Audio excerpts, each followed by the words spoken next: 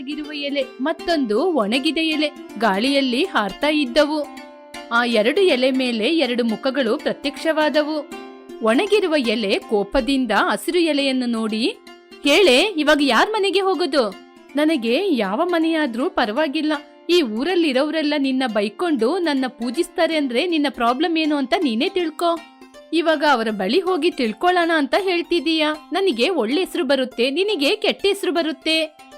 ಕೆಟ್ಟ ಹೆಸರು ಇವಾಗ್ಲೇ ಬರ್ಬೇಕಾ? ನಿನ್ನ ಪುಣ್ಯದಿಂದ ಅದು ಯಾವಾಗ್ಲೋ ಬಂದೋಯ್ತು. ನನಗೆ ಇಷ್ಟವಾದ ರೀತಿ ನಾನಿದ್ದೀನಿ, ನಿನಗೆ ಇಷ್ಟವಾದ ರೀತಿ ನೀನಿದೀಯಾ. ಇದ್ರಲ್ಲಿ ನಾನೇ ನಿನ್ಗೆ ಹೊಸದಾಗಿ ಪುಣ್ಯ ತಂದ್ಕೊಡೋದು? ಎಲ್ಲ ನೀನೇ ಮಾಡಿದ್ದು. ನಾವಿಬ್ಬರು ಪಕ್ಕ ಪಕ್ಕ ಒಂದೇ ಜಾಗದಲ್ಲಿದ್ದೀವಿ. ನಾನು ನಿನ್ನ ದಾರಿಯಲ್ಲಿ ಬರೋದಿಲ್ಲ ಅಂತ ನಿನಗ್ ಗೊತ್ತು. ಹಾಗಾದ್ರೆ ನೀನು ನನ್ನ ದಾರಿಯಲ್ಲಿ ಬರಬಾರ್ದು ತಾನೆ?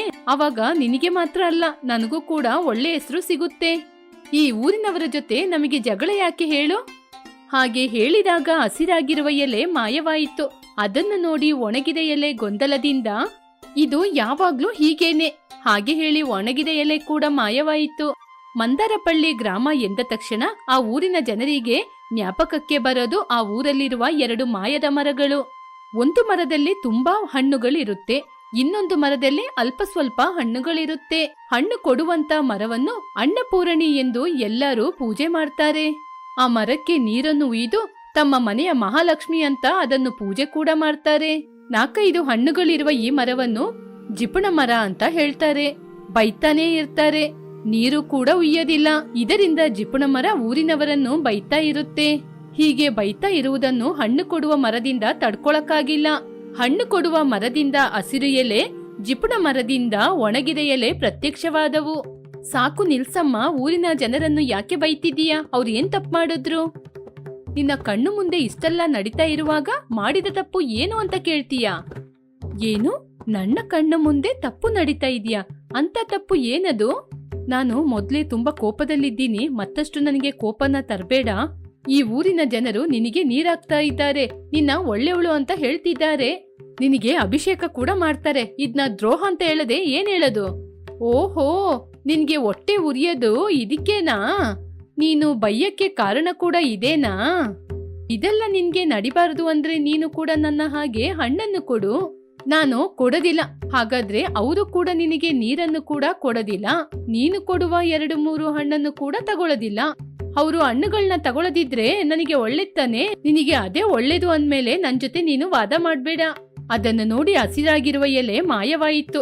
ಅದನ್ನು ನೋಡಿ ಒಣಗಿದ ಎಲೆ ಕೂಡ ಮಾಯವಾಯಿತು. ರಾಮಲಮ್ಮ ಎನ್ನುವ ಅಜ್ಜಿ ಒಂದು ಮಡಕೆಯಲ್ಲಿ ನೀರನ್ನು ತಗೊಂಬಂದು ಹಣ್ಣನ್ನು ಕೊಡುವಂತಹ ಅನ್ನಪೂರಣಿ ಎನ್ನುವ ಆ ಮರಕ್ಕೆ ನೀರನ್ನು ಹಾಕಿದ್ರು. ತಾಯಿ, ನೀವೇ ನಮ್ಮ ಕಲ್ಪತರುವು. ನೀವು ಕೊಡುವ ಹಣ್ಣನ್ನು ನಾನು ಮಾರದ್ ಮಾತ್ರ ಅಲ್ಲದೆ ಆ ಹಣ್ಣಿನಿಂದ ಬರುವ ನನ್ನ ಕುಟುಂಬವನ್ನು ಕೂಡ ನಾನು ನೋಡ್ಕೋತಿದ್ದೀನಿ. ನನ್ನ ಆಯಸ್ಸನ್ನು ಕೂಡ ನೀವೇ ತಗೊಂಡು 106 ವರ್ಷ ಸಂತೋಷವಾಗಿರಿ ತಾಯಿ. ಹೀಗೆ ಆಶೀರ್ವಾದ ಮಾಡೋದನ್ನು ನೋಡಿ ಪಕ್ಕದಲ್ಲೇ ಇರುವ ಜಿಪುಣ ಮರಕ್ಕೆ ತುಂಬಾನೇ ಕೋಪ ಬಂತು. ಹಣ್ಣು ಕೊಡುವ ತಾಯೇ, ಇವತ್ ನನಗೆ ಹಣ್ಣು ಬೇಡ. ನಾನು ಪಕ್ಕದೂರಲ್ಲಿರುವ ನನ್ನ ಸಂಬಂಧಿಕರ ಮನೆಗೆ ಹೋಗಿ ಬರ್ತೀನಿ. ಸರಿ ರಾಮಲಮ್ಮ, ನಿಮಗೆ ಯಾವಾಗ ಹಣ್ಣು ಬೇಕೋ ಆವಾಗ ಬಂದು ನೀವು ಅದನ್ನು ಕುಯ್ಕೊಂಡೋಗಿ ನಿಮ್ಮ ಜೀವನವನ್ನು ನೋಡಿ ಸಂತೋಷವಾಗಿರಿ. ಹಾಗೆ ಹೇಳಿದಾಗ ರಾಮಲಮ್ಮ ಕೈಯನ್ನು ಮುಗಿದ್ರು.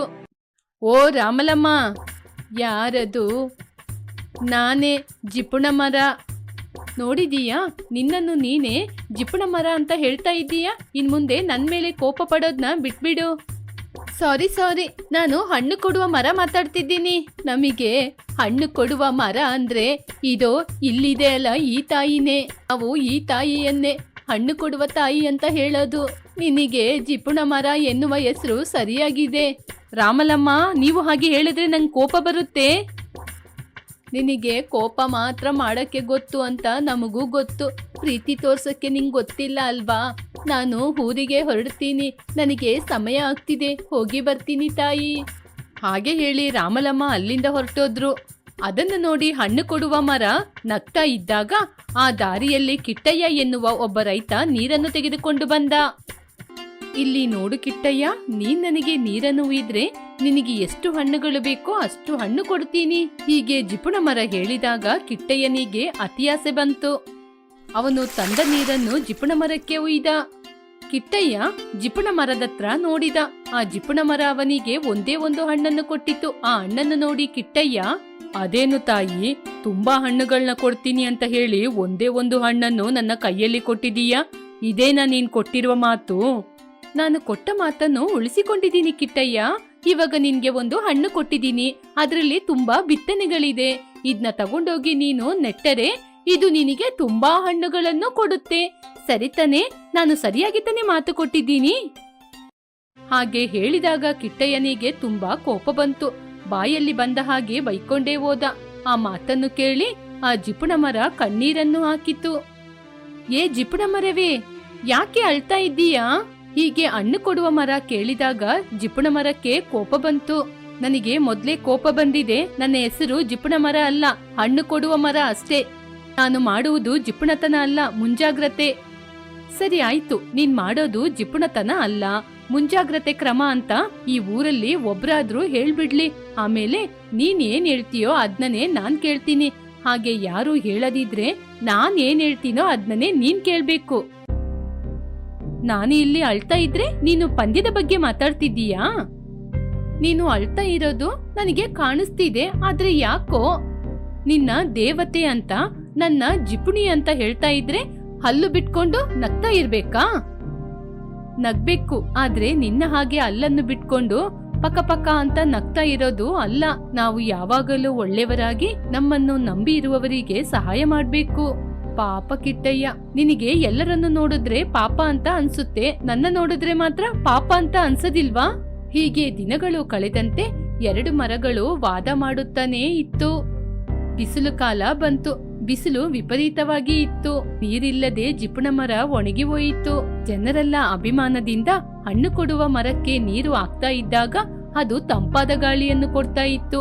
ಇದರಿಂದ ಜನರೆಲ್ಲ ಆ ಮರದ ಕೆಳಗೆ ವಿಶ್ರಾಂತಿಯನ್ನು ತೆಗೆದುಕೊಳ್ತಾ ಇದ್ರು. ಈ ಜಿಪುಣ ಮರವನ್ನು ಯಾರೂ ಕೂಡ ನೋಡ್ತಾನೆ ಇರ್ಲಿಲ್ಲ. ಬಿಸಿಲನ್ನು ಜಿಪುಣ ಮರದಿಂದ ತಡ್ಕೊಳಕ್ಕೆ ಆಗ್ತಾ ಇರ್ಲಿಲ್ಲ. ಆ ಮರದ ಕೆಳಗೆ ಕೂತಿರುವ ರಾಮಲಮ್ಮ ಕಿಟ್ಟಯ್ಯನನ್ನು ನೋಡಿ, ರಾಮಲಮ್ಮ, ಕಿಟ್ಟಯ್ಯ, ನನ್ನನ್ನು ಕ್ಷಮಿಸಿ. ನನ್ನ ಜಿಪುಣತನದಿಂದ ನಿಮಗೆ ನಾನು ತುಂಬಾ ಕಷ್ಟ ಕೊಟ್ಬಿಟ್ಟೆ. ನಿಮ್ನ ಕೇವಲವಾಗಿ ಮಾತಾಡ್ಬಿಟ್ಟೆ. ನನ್ನನ್ನು ಕ್ಷಮಿಸಿ. ನೀವು ನನಗೆ ಸ್ವಲ್ಪ ನೀರನ್ನು ಕೊಡಿ. ನಿಮಗೆ ಬೇಕಾದಷ್ಟು ಹಣ್ಣನ್ನು ನಾನು ಖಂಡಿತ ಕೊಡ್ತೀನಿ. ಏನು ಹಣ್ಣು ಕೊಡ್ತೀಯಾ? ಎಲ್ಲಿಂದ ತಂದ್ಕೊಡ್ತೀಯಾ?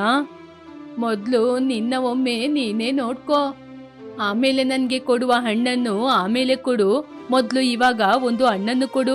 ಆ ಹಣ್ಣು ತಿಂದು ನಿನ್ಗೆ ನೀರ್ ತಂದು ಇತ್ತೀನಿ.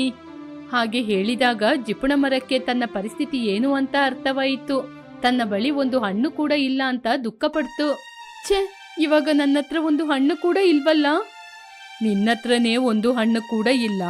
ಹಾಗಿರುವಾಗ ನೀನು ಹೇಗೆ ನಮಗೆ ಬೇಕಾದ ಹಣ್ಣುಗಳನ್ನು ತಂದು ಕೊಡ್ತೀಯಾ? ಅದು ಜಿಪುಣ ಮರ ಅಲ್ವಾ, ಎಲ್ಲಾದ್ರೆ ಇಟ್ಟಿರುತ್ತೆ, ಅಲ್ಲಿಂದ ತಂದು ಕೊಡ್ಬೋದು.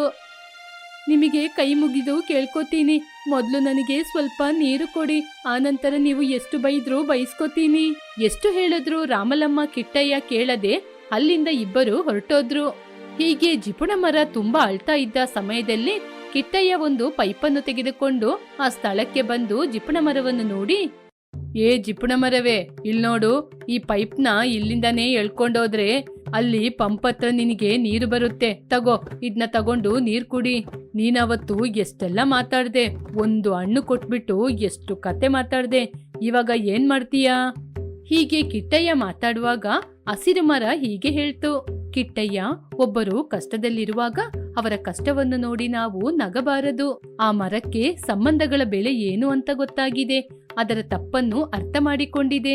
ಮೊದಲು ಆ ಗಿಡಕ್ಕೆ ನೀರನ್ನು ತಂದುಕೊಟ್ಟು ಅದರ ದಾಹವನ್ನು ತೀರಿಸು. ಸರಿ ತಾಯಿ, ನೀವು ಹೇಳಿದ್ಮೇಲೆ ನಾನ್ ಮಾಡದೇ ಇರ್ತೀನಾ? ಇವಾಗ್ಲೇ ನೀರನ್ನು ತೆಗೆದುಕೊಂಡು ಬಂದು ಕೊಟ್ಟು ಮರದ ದಾಹವನ್ನು ತೀರಿಸ್ತೀನಿ. ಹಾಗೆ ಹೇಳಿ ನೀರನ್ನು ತರಲು ಹೋದ. ಸ್ವಲ್ಪ ಹೊತ್ತು ತಡ್ಕೊಳೆ, ಕಿಟ್ಟಯ್ಯ ನೀರನ್ನು ತಂದು ಕೊಡ್ತಾನೆ. ಹೀಗೆ ಸ್ವಲ್ಪ ಸಮಯದಲ್ಲೇ ಕಿಟ್ಟಯ್ಯ ನೀರನ್ನು ತಂದು ಆ ಜಿಪುಣ ಮರಕ್ಕೆ ಉಯ್ದ. ಜಿಪುಣ ಮರ ಅದರ ದಾಹವನ್ನು ತೀರಿಸಿಕೊಂಡು ಕೈ ಮುಗಿದು ಧನ್ಯವಾದ ಹೇಳಿತು. ಇನ್ಮುಂದೆ ನಾನು ಕೂಡ ದಯೆಯನ್ನು ತೋರಿಸುವ, ಹಣ್ಣು ಕೊಡುವ ತಾಯಿಯಾಗಿ ಇರ್ತೀನಿ. ಹಾಗೆ ಹೇಳಿ ಸಂಪೂರ್ಣವಾಗಿ ಬದಲಾಯಿತು. ಆ ಊರಿನ ಜನರೊಡನೆ ಸಂತೋಷವಾಗಿದ್ದವು. ಜನರು ಕೂಡ ಎರಡು ಮರವನ್ನು ತಮ್ಮ ಎರಡು ಕಣ್ಣುಗಳ ಹಾಗೆ ನೋಡ್ಕೊಳ್ತಿದ್ರು. ಆವಾಗಷ್ಟೇ ಹೊಸದಾಗಿ ಮದುವೆಯಾಗಿ ಪ್ರಿಯಾ ಮತ್ತು ರಘು ಮನೆಗೆ ಬಂದ್ರು. ಕಾಂತಮ್ಮ ಅವರಿಗೆ ಆರತಿಯನ್ನು ತೆಗೆದ್ರು. ಹೀಗೆ ಪ್ರಿಯಾ ಮತ್ತು ರಘು 1 ವಾರ ಸಂತೋಷದಿಂದ ಜೀವನ ಮಾಡಿದ್ರು.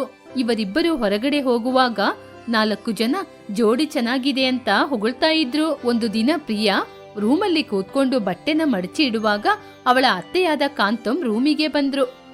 ಏನಮ್ಮ, ಏನ್ ಮಾಡ್ತಿದ್ದೀಯಾ ಹಾಗೆ ಅಂತ ಅತ್ತೆ ಕೇಳಿದಾಗ ಪ್ರಿಯಾ ಗೌರವದಿಂದ ಎದ್ದು ಗೌರವ ಕೊಟ್ಲು. ಇಲ್ ನೋಡಮ್ಮ ಪ್ರಿಯಾ, ಇದೇನು ನಿನ್ ತಾಯಿ ಮನೆ ಅಲ್ಲ, ಇದು ನಿನ್ನ ಗಂಡನ ಮನೆ. ಇಲ್ಲಿ ನೀನು ಎಲ್ಲ ಕೆಲ್ಸನ ನೀನೇ ಮಾಡ್ಬೇಕು. ನಾನು ಹೇಳಿ ಹೇಳಿ ನೀನ್ ಕೆಲ್ಸ ಮಾಡ್ಬಾರ್ದು. ಹೀಗೆ ತನ್ನ ಕಂಡೀಷನ್ ಅನ್ನು ತನ್ನ ಸೊಸೆಯಾದ ಪ್ರಿಯನಿಗೆ ಹೇಳಿದ್ರು. ಎಲ್ಲ ಕೆಲ್ಸನ ನೀನೇ ನೋಡಿ ನೋಡಿ ಮಾಡ್ಬೇಕು. ಆಮೇಲೆ ನೋಡೋರೆಲ್ಲ ಇವಳ ಅತ್ತೆ ರಾಕ್ಷಸಿ ಅಂತ ತಿಳ್ಕೊಬಾರ್ದು. ಅದಕ್ಕೆ ಹೇಳ್ತಾ ಇರೋದು, ಎಲ್ಲ ಕೆಲ್ಸ ನೀನೇ ನೋಡ್ಬೇಕು. ಹೀಗೆ ಕಾಂತಮ್ಮ ಹೇಳಕ್ಕೆ ಬಂದ ವಿಷಯವನ್ನು ಎಲ್ಲ ಹೇಳಿ ಹೊರಟೋದ್ರು. ಆದರೆ ಪ್ರಿಯಾ ಮಾತ್ರ ಏನು ಮಾತನಾಡದೆ ಸುಮ್ಮನೆ ನಿಂತು ಕೇಳ್ತಿದ್ಲು. ಮರುದಿನದಿಂದ ಪ್ರಿಯಾ ಅವಳ ಕೆಲಸವನ್ನು ಆರಂಭಿಸಿದ್ಲು. ಬೆಳಿಗ್ಗೆ ಬೇಗ ಎದ್ದು ಪೂಜೆಯನ್ನು ಮಾಡಿ ಅಂಗಳವನ್ನೆಲ್ಲ ಗುಡಿಸಿ ರಂಗೋಲಿ ಹಾಕಿ ಅಡುಗೆ ಕೆಲಸವನ್ನು ಮಾಡಿ ಅತ್ತೆಗೆ ಕೂಡ ಬೆಡ್ ಕಾಫಿಯನ್ನು ತೆಗೆದುಕೊಂಡು ಹೋಗಿ ಕೊಡ್ತಾ ಇದ್ಲು. ಕಾಫಿ ಕುಡಿಲಿಕ್ಕೇನು ಅಷ್ಟೇನ್ ಚೆನ್ನಾಗಿಲ್ಲ. ಕಾಫಿಯಲ್ಲಿ ಡಿಕಾಷನ್ ಜಾಸ್ತಿ ಹಾಕಿ ಸಕ್ಕರೆನ ಕಡಿಮೆ ಹಾಕಿದ್ರೆ ನಿದ್ರೆ ಎಲ್ಲ ಹಾರಿ ಹೋಗುತ್ತೆ. ಆ ಕಾಫಿ ನಿಜವಾಗ್ಲೂ ಚೆನ್ನಾಗಿದ್ರು ಕಾಂತಮ್ ಮಾತ್ರ ಏನಾದ್ರೂ ಒಂದು ಕಾರಣ ಹೇಳ್ತಾ ಇದ್ರು. ಬೆಳಿಗ್ಗೆ ಎದ್ದು ಕಾಫಿ ಮಾಡೋದ್ರಿಂದ ಹಿಡಿದು ಸಂಜೆ ಮಾಡುವ ಅಡುಗೆಯಿಂದ ಹಿಡಿದು ನಿದ್ರೆ ಮಾಡುವ ತನಕ ಏನಾದ್ರೂ ಒಂದು ಹೇಳ್ತಾನೆ ಇದ್ರು. ರಂಗೋಲಿ ಹಾಕ್ತೀನಿ ಅಂತ ಸುಮ್ನೆ ಎಳ್ದು ಬರೋದಲ್ಲ, ತುಂಬಾ ಚೆನ್ನಾಗಿ ರಂಗೋಲಿ ಹಾಕ್ಬೇಕು. ಅದು ಮಾತ್ರ ಅಲ್ಲ, ಬಾಗಿಲನ್ನು ಯಾವಾಗ್ಲೂ ತೊಳೆದು ಅದಕ್ಕೆ ಅರಿಶಿನ ಕುಂಕುಮ ಇಡ್ಬೇಕು. ಇದನ್ನ ನಾನ್ ಮಾತ್ರ ಅಲ್ಲ, ನೋಡೋರು ಕೂಡ ತಪ್ಪಾಗಿ ತಿಳ್ಕೊತಾರೆ. ಈ ಮನೆ ಎಲ್ಲಾ ಕೆಲ್ಸವನ್ನು ನೀನೇ ನೋಡ್ಕೋಬೇಕು. ಹೀಗೆ ಕಾಂತಂ ಪ್ರಿಯನಿಗೆ ಏನಾದ್ರೂ ಒಂದು ಕೆಲಸ ಹೇಳ್ತಾನೆ ಇದ್ರು. ಮಧ್ಯಾಹ್ನ ಸ್ವಲ್ಪ ಊಟ ಮಾಡಿ ಮಲಗಿದ್ರೆ ಪುನಃ ಎದ್ದು ಕೆಲಸ ಮಾಡ್ಲಿಕ್ಕೆ ಹೇಳ್ತಿದ್ರು. ಟಿವಿ ನೋಡ್ತಾ ಇದ್ರೆ ಅದಕ್ಕೆ ಕೂಡ ಬಿಡ್ತಾನೆ ಇರ್ಲಿಲ್ಲ. ಕಷ್ಟಪಟ್ಟು ಮಾಡುವಂತಹ ಅಡಿಗೆಯಲ್ಲಿ ಕೂಡ ಏನಾದ್ರೂ ಒಂದು ಹೇಳ್ತಾನೆ ಇರ್ತಿದ್ರು. ರಘು ಇದನ್ನೆಲ್ಲ ಗಮನಿಸ್ತಾ ಇದ್ದ.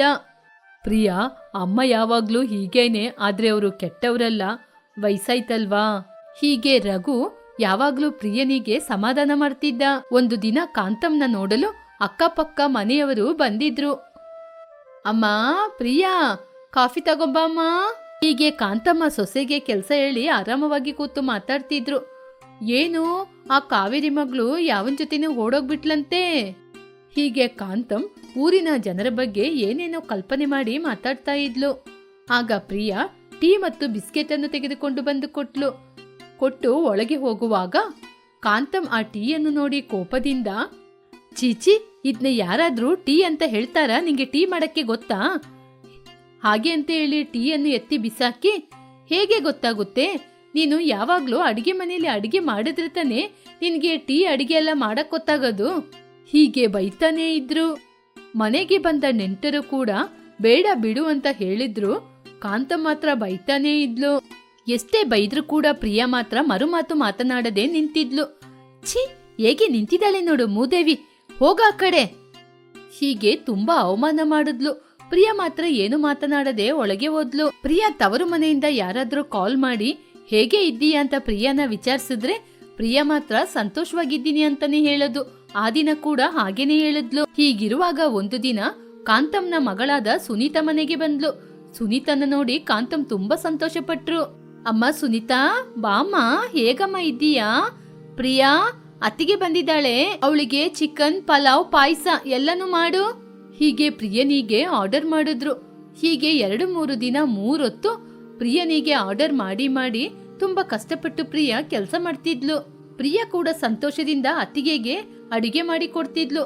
ಹೀಗಿರುವಾಗ ಒಂದು ದಿನ ಕಾಂತ ಮತ್ತು ಸುನೀತಾ ಹೊರಗಡೆ ಕೂತು ಮಾತಾಡ್ತಿದ್ರು. ಏನಮ್ಮ ಹಾಗಿದ್ದೀಯಾ? ಅತ್ತೆ ಮನೇಲಿ ಚೆನ್ನಾಗಿದ್ದೀಯಾ? ನಿನ್ನ ಗಂಡ ನಿನ್ನ ನೋಡ್ಕೋತಿದ್ದಾರೆ ತಾನೇ? ನನ್ನ ಗಂಡ ನನ್ನ ಚೆನ್ನಾಗಿನೇ ನೋಡ್ಕೋತಿದ್ದಾರಮ್ಮ, ಆದ್ರೆ ನಮ್ಮ ಅತ್ತೆನೆ ಏನಾದ್ರೂ ಒಂದು ಕಾರಣ ಹೇಳಿ ಬೈತಾನೆ ಇರ್ತಾರೆ. ಏನಾಯ್ತಮ್ಮ, ಅವ್ರ ಜೊತೆ ನಾನು ಮಾತಾಡ್ಲಾ? ಹೀಗೆ ಪ್ರೀತಿಯಿಂದ ಕೇಳಿದ್ಲು. ಬೇಡಮ್ಮ, ಆಮೇಲೆ ಅದು ದೊಡ್ಡ ವಿಷಯ ಆಗ್ಬಿಡುತ್ತೆ. ನಾನು ಏನೇ ತಪ್ಪು ಮಾಡಿದ್ರು ಬೈತಾನೆ ಇರ್ತಾರೆ. ಪ್ರತಿಯೊಂದು ವಿಚಾರದಲ್ಲೂ ಹೀಗಲ್ಲ ಹಾಗೆ ಅಂತ ಹೇಳ್ತಾನೆ ಇರ್ತಾರೆ. ಏನಾದ್ರೂ ಒಂದು ಕಾರಣ ಹುಡುಕ್ತಾನೆ ಇರ್ತಾರೆ. ಅವರ ಮುಂದೆ ಅಂದ್ರೆ ಪರವಾಗಿಲ್ಲಮ್ಮ, ಹೊರಗಿನಿಂದ ಯಾರೇ ಬಂದ್ರು ಕೂಡ ಅವ್ರ ಮುಂದೆನೂ ಬೈತಾ ಇರ್ತಾರೆ. ನನ್ನ ಸ್ವಗೌರವವನ್ನು ಬಿಟ್ಟು ಅವ್ರ ಮುಂದೆ ಸುಮ್ಮನೆ ನಿಂತಿರ್ತೀನಮ್ಮ. ನನ್ನ ಮಗಳಿಗೆ ಅಷ್ಟೊಂದು ಹಿಂಸೆ ಕೊಡ್ತಿದ್ದಾಳ ರಾಕ್ಷಸಿ, ಅವಳಿಗೆ ನಾನು ಯಾರು ಅಂತ ತೋರಿಸ್ತೀನಿ. ಹೀಗೆ ಆವೇಶದಿಂದ ಕಾಂತಂ ಟೆಲಿಫೋನ್ ಬಳಿ ಬಂದು ಒಂದು ನಂಬರ್ ಹಾಕಿ ಮಾತಾಡಿದ್ಲು. ಹಿಂದೆನೆ ಬಂದ ಸುನೀತಾ ತಾಯಿನ ಬೇಡಿಕೊಂಡ್ಲು, ಅಮ್ಮ ನಾನು ಅದೇ ಮನೆಗೆ ಹೋಗಿ ಜೀವನ ಮಾಡ್ಬೇಕಮ್ಮ, ನೋಡಿ ಮಾತಾಡು. ಈ ಕಡೆ ಸುನೀತಾಳ ಅತ್ತೆ ಕೂಡ ಕಾಲನ್ನು ಪಿಕ್ ಮಾಡಿದ್ಲು.